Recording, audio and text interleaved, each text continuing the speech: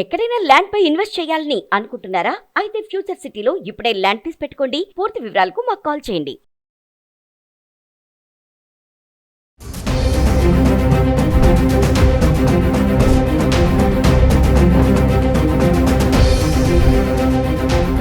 So అమ్మని అడిగి ఈరోజు రేట్ ఎంత ఉందో తెలుసుకుందాం. ఇంకా అదే విధంగా చాలా మంది గోల్డ్ రేట్ తగ్గుతుందేమో అని చాలా మందికి ఆశలు, కోరిక అనేవి ఉంది. ఒకసారి అమ్మతో గోల్డ్ రేట్ గురించి మాట్లాడుతూ ఉన్నాము.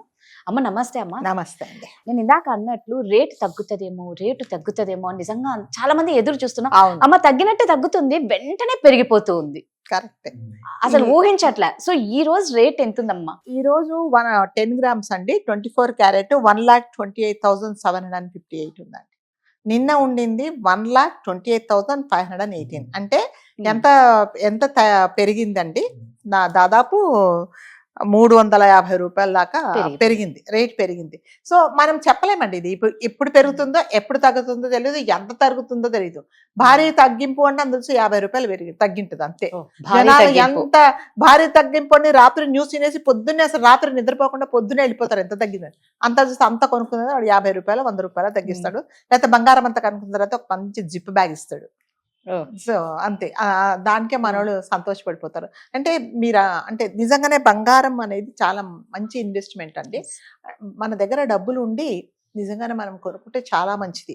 కానీ జనాలు ఏం చేస్తారంటే, అయ్య బాబా ఈ రోజు 400 రూపాయలు తగ్గింది, రేపొద్దున ఇంకా ఎంత తగ్గుతుందో, లేకపోతే ఎగ్గిపోతుందేమో, ఇవాళ 400 తగ్గింది రేపొద్దున 2000 పెరుగుతుందేమో, తగ్గినప్పుడే కొనుక్కుందాం అనేసి మళ్ళీ అప్పులు చేసేసి, అంటే అవసరం లేకున్నా కూడా ఇది ఏదో ఉన్నవన్నీ పాడు చేసుకొని ఈ డిజైన్ బాగాలేదు ఆ డిజైన్ బాగాలేదు అని చెప్పేసి చేయించుకుంటున్నారు. అంటే దేశంలో ఈ ప్రపంచంలోనే మనది సెకండ్ ప్లేస్లో ఉందండి బంగారము మనము ఇంపోర్ట్ చేసుకోవటంలో.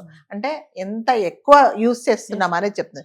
ఏ పెళ్లిళ్ళన్నా చూడండి, మీ అమ్మాయికి ఎంత బంగారం పెడుతున్నారు, ఎన్ని తులాలు పెడుతున్నారు. అంటే కట్నాల గురించి మనం బహిరంగంగా మాట్లాడుకోకూడదు, అది ఒక క్రైమ్ కాబట్టి అందరూ ఏంటంటే బంగారం ఎంత చేయిస్తున్నారు, మీ అమ్మాయికి ఎంత ఉంది, మరి మీ ఇంకొకటి ఇంకా కొత్త వర్షన్ ఏంటంటే పెళ్లి చూపులు అంటే మీ ఆవిడకి ఎంత ఉంది, మీ ఆవిడకి బంగారం ఎంత ఉంది, మరి మీకు అబ్బాయిలు ఉన్నారు కదా కోడళ్ళకి ఎంత ఇస్తున్నారు, అది కూడా ఇప్పుడే మాట్లాడేసుకుంటున్నారు. మరి తర్వాత ఎంత ఇస్తారు, 12 గాజులు ఉంటే 6 ఇస్తారా, 2 ఇస్తారా, 3 ఇస్తారా, అవి నిజంగానే ఉన్నాయా? ఇంకా ఒక ఫ్యామిలీలో చూశారు రాజుగారు, పాపం పెద్ద ముత్తైదు చక్కగా ఏమిటి నిండా బంగారం ఇదేంటి మట్టి గాజులు వేసుకొని మధ్యలో గాజులు వేసుకుంటే ఆవిడని ఏం చెప్పారంటే, నీ వయసు అయిపోయింది కదా, ఇప్పుడు నీకు బంగారం ఎందుకు, మళ్ళీ ఎన్ని రోజులు బతుకుతావో అరిగిపోతాయని, నీకు అవసరం లేదని రోల్డ్ గోల్డ్ చేయించి ఆ బంగారం తీసుకొని పిల్లలు పంచుకున్నారు. దారుణం కదా, ఎన్ని రోజులు ఉంటుందో ఆమెకి తెలియదు, ఆమెను అనుభవించాలి. దీని మీద పాయింట్ ఏంటంటే, బంగారం అంటే జనాలు అంత పిచ్చి వాళ్ళు అయిపోతున్నారు. బంగారం అంటే చాలు, ఇంకా అది ఉంటే మనశ్శాంతి లేకుండా అయిపోతున్నారు అనమాట. మొన్న మీరు మన కర్నూలు యాక్సిడెంట్ జరిగినప్పుడు నిజంగానే మనం ఆ ప్లేస్కి వెళ్తే వాళ్ళ అంటే ఆ ఆత్మ ఎంత ఘోషించింటుందో, వాళ్ళు చనిపోయేటప్పుడు ఎంత భయంకరమైన నరకం అనుభవించారో అందరికీ తెలుసు. కానీ జనాలు ఏం చేశారంటే, అది పోయిన తర్వాత అది అయిన తర్వాత ఈ వీళ్ళు ఏం చేశారంటే, ఆ బస్సును కొంచెం దూరం పెడితే జనాల ఊర్ల నుంచి వచ్చేసి చీపురు పట్టుకొని బస్తాలు పట్టుకొని అంటే అక్కడ పడ్డ బూడిదంతా తీసుకొని జల్లళ్ళు పట్టుకొని అందులో ఉండే ఇంత బంగారం కూడా అంటే దొరుకుతుందేమో, వాళ్ళకేం దొరకట్లా, ఆ బూడిద బస్తాలలో ఎత్తుకోవడానికి కొంతమంది వలస వచ్చున్నారట అక్కడ. చూడండి బంగారం అంటే ఎంత పిచ్చో. నిజంగా మీరు ఆ బూడిద ఎత్తుకున్నప్పుడు కనీసం మీకు ఒక్కసారి గుర్తురాదా, ఇది ఎవరి శవమో, ఈ ఖాళీ బూడిదయిందేమో, ఈ బూడిదలో నుంచి నేను ఎందుకు తీసుకోవాలి అంటే మనకు ఒకలాంటి అనిపిస్తుంది కదండి అక్కడికి వెళ్ళగానే కదా. మనం షాపులకు వెళ్ళినప్పుడు బంగారం కొన్నంత ఫీలింగ్ అయితే అక్కడ ఉండదు కదా. అట్లాగే మన తుఫాన్ వచ్చినప్పుడు ఆ ఉప్పాడ అనే ప్రాంతంలో అదేంటి ఆ సముద్రంలో నుంచి అంటే ఇది వరకు కొన్ని సంవత్సరాల కిందట అక్కడ కొన్ని ఇళ్ళు ఉండేయట, ఆ ఇళ్ళన్ని మునిగిపోయినప్పుడు వాటితో పాటు వాళ్ళ దగ్గర ఉన్న బంగారం కూడా అందులో పోయింది కాబట్టి ఆ అలలకు కొట్టుకొని వస్తుందని చెప్పేసి జనాల ఒక దువ్వెన పట్టి తల దువ్వినట్టు అట్లా నల్లటి మట్టి ఇసుకలో నుంచి కూర్చొని దువ్వుకొని అందులో నుంచి మట్టి ఎత్తుకుంటున్నారు. ఒకతన్ని నేను ఇంటర్వ్యూలో చూసాను, 2 రోజులు కష్టపడితే ముక్కు పడకకు ఎంత ఉంటుందో అంత బంగారం దొరికింది. సో అలా అయిపోతుందన్నమాట.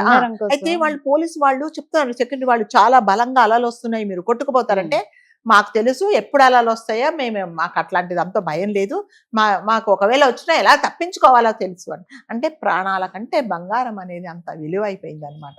కాబట్టి అప్పులు చేసి కొనడం మాత్రం అది అస్సలు మంచిది కాదండి.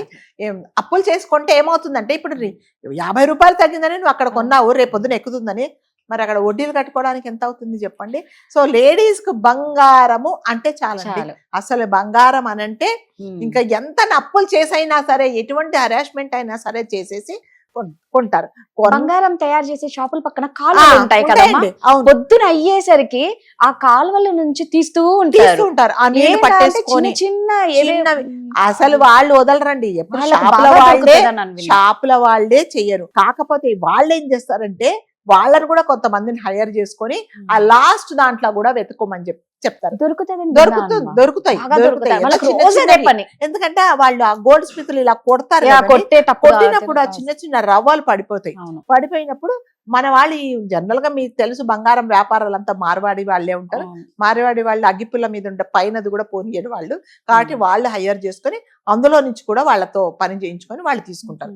కాబట్టి బంగారము అనంగానే అంటే ఒకటే సలహా, పిచ్చి వాళ్ళు అయిపోకుండా ఇది అవసరమా, ఇది కొనడం అవసరమా అనేది చూసుకోండి.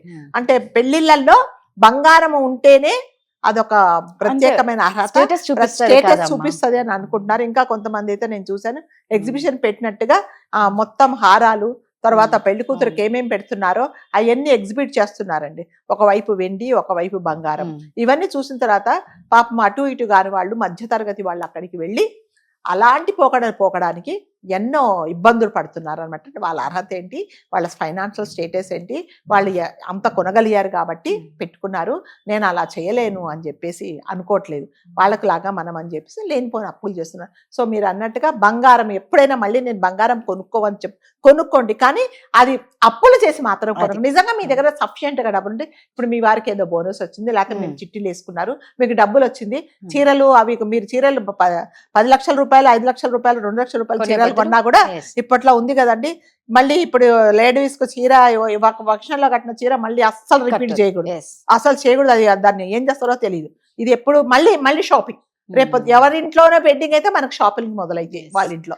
సో అంటే ఇవన్నీ అంటే బట్టలు కొంటే దానికి ఏం విలువ ఉండవండి, మళ్ళీ దాని అది పాత పడిపోద్ది. కానీ నిజంగానే బంగారం కొనుక్కుంటే అది మనకు ఇన్వెస్ట్మెంట్, మనకు నిజంగా మన కష్టాలలో అది ఆడుకుంది అదే. కానీ కాకపోతే అప్పులు చేసి డబ్బులు అప్పులకు తెచ్చుకొని ఆ వడ్డీలు కట్టుకోలేక ఇది ఏం చేయాలో తెలియక ఎన్నో చోట చూసామండి. గోల్డ్ స్కీమ్స్ పెట్టేసి పాపం వాళ్ళు మధ్యతరగతి వాళ్ళు తిని తినక దాచుకుంటే వాళ్ళు మొత్తం ఎత్తేస్తా ఉన్నారు. ఎంత బాధేస్తుంది చెప్పండి. కాబట్టి మీరు ఇన్వెస్ట్ చేసే ముందు ఒక్కసారి ఆలోచించుకోండి. అవసరమని మీ దగ్గర డబ్బులు ఉంటే, నిజంగా మీరు ఏదైనా మీ కష్టార్జితం ఏదన్నా ఉంటే, అయితే మీ వారు ఇదిగో నీ బర్త్డేకి నేను ఒక 10,000 ఇస్తున్నానంటే కొనుక్కోండి. చీర కొనుక్కున్నప్పుడు అది కొనుక్కోండి, దానికేం. కానీ అప్పులు చేసి అయితే కనుక్కోకూడదని మన సలహా.